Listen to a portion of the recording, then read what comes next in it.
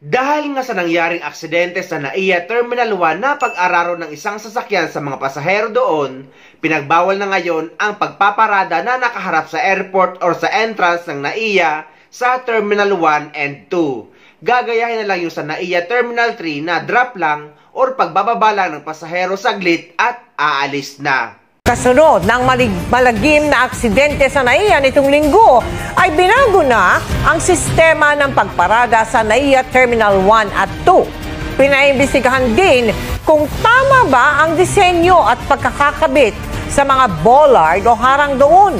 Nakatutok si Ian Cruz.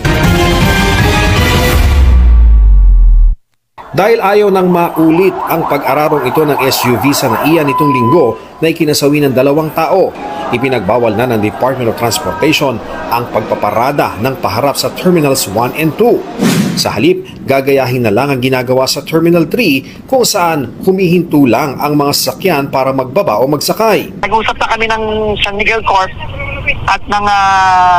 at ng YAA, babaguhin na nila, inaayos na lang nila yung traffic flow. Parallel unloading na yan ayon sa NAIA Infra Corporation o NNIC.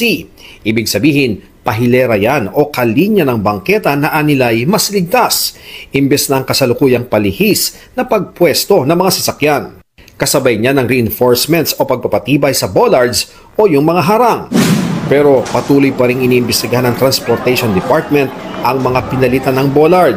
Ang nasa Terminal 1 kasi nakaturnilyo at bahagyang nakabaon lang, kaya itinumba ng nakabanggang SUV sa halip na maharang ito. Mababaw nakita ko kasi nung natanggal Pinapaaral natin sa mga nakakaintinding mga engineer at nakakaintindi ng mga international standards sa airports kung substandard nga ba ang disenyo at pagkakabit nito. Nakakalungkot po, may mga nasawi dahil sa di umanong depektibo na bollards na na-install po sa NAIA Terminal 1. At ito po ay na-install sa panahon po ng dating administrasyon at sa panahon po ng ni Transportation Secretary Arthur Tugade.